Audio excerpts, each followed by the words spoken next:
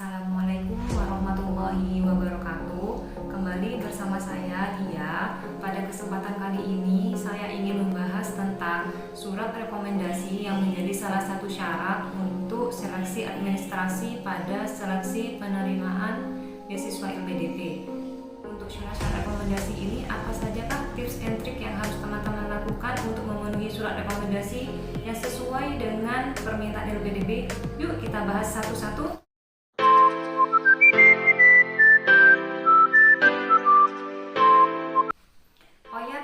Banyak teman-teman yang menanyakan ke saya berapa sih jumlah surat rekomendasi yang seharusnya kita lampirkan untuk seleksi administrasi. Untuk surat rekomendasi LPDP tidak memberikan jumlah yang dipersyaratkannya berapa ya, tapi alangkah baiknya diusahakan surat rekomendasinya lebih dari satu ya.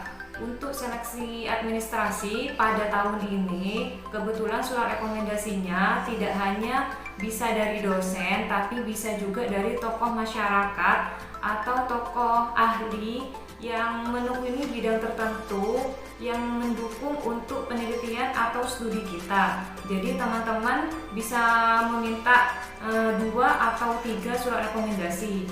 Untuk pengalaman saya kemarin, saya kebetulan meminta 5 surat rekomendasi dari dosen saya, yaitu diantaranya dosen pembimbing akademik, dosen pembimbing skripsi, dan dosen pembimbing PKM pada saat saya masih kuliah. Jadi teman-teman silahkan ya mau minta surat rekomendasi ke siapa aja, yang penting orang tersebut atau beliaunya mengenal kita secara mendalam, baik diri kita ataupun pendidikan kita seperti apa.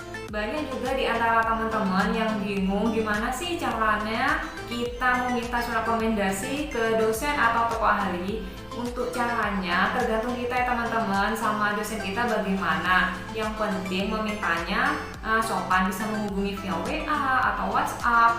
Jadi bisa teman-teman WA, "Assalamualaikum Bapak atau Ibu, maaf saya mengganggu waktu Bapak. Apakah Bapak berkenan jika saya meminta surat rekomendasi ke Bapak?" Jadi yang penting waktu dan situasinya sopan dan cara memintanya juga tidak memaksa. Jadi kita bisa menemui di kampus atau di rumah beliau, tergantung beliaunya berkenan ditemui di mana ya teman-teman.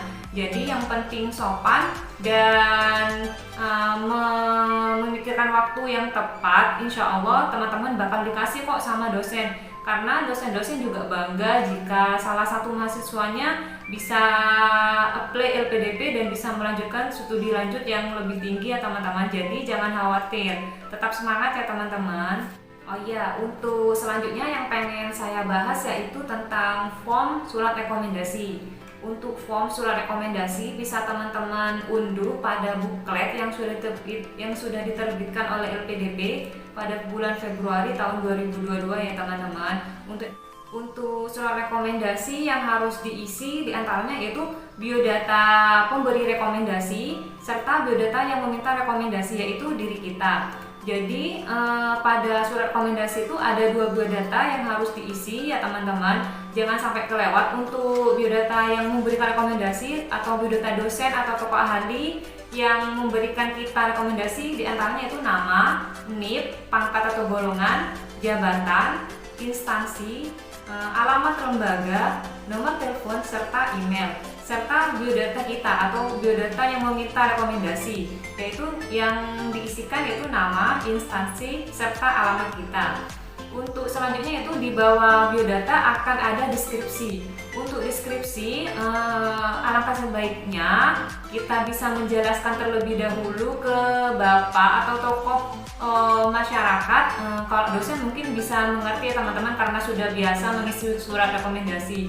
Tapi untuk tokoh ahli atau tokoh masyarakat yang belum terbiasa untuk mengisi surat rekomendasi, alangkah baiknya kita menjelaskan terlebih dahulu apa aja sih yang seharusnya dituliskan pada deskripsi pada surat rekomendasi. Yang pertama yaitu ini tips dan trik dari saya teman-teman berdasarkan pengalaman pribadi kemarin. Yang diisikan yang pertama yaitu hubungan kita dengan yang memberikan rekomendasi, seperti anak bimbingan akademik lah, anak bimbingan PKM, atau mahasiswa yang pernah mengikuti proyek bersama beliau. Terserah teman-teman, yang penting di surat rekomendasi sudah dijelaskan deskripsi hubungan kita dengan perekomendasi. Yang kedua yaitu sudah terjalin berapa tahun kita berhubungan dengan beliau atau yang memberikan rekomendasi. Wajib dicantumkan ya teman-teman, karena ini bisa menjelaskan kedekatan kita seberapa intensif dengan pemberi rekomendasi. Untuk yang selanjutnya yaitu mendeskripsikan diri kita. Jadi pada surat rekomendasi usahakan mendeskripsikan diri kita. Jadi kita itu seperti apa, disiplin kita itu seperti apa, kegigihan kita itu seperti apa. Karena ini akan memberikan penjelasan tentang diri kita, bahwa kita benar-benar layak untuk apply LPDP dan menjadi awardee LPDP ya teman-teman. Untuk selanjutnya itu bisa kita menjelaskan ke pemberi rekomendasi bahwa alangkah baiknya memberikan penjelasan tentang prestasi kita, karena ini akan menjadi nilai plus ya teman-teman. Terus yang terakhir yaitu organisasi yang diikuti.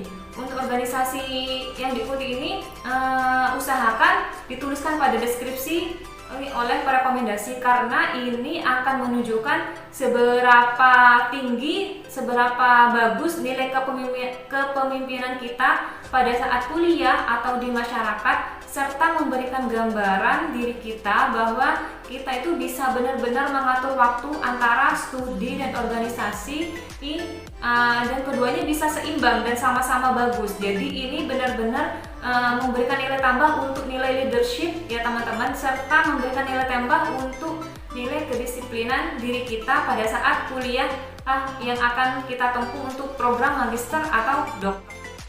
Ini contoh surat rekomendasiku ya teman-teman, semoga bermanfaat.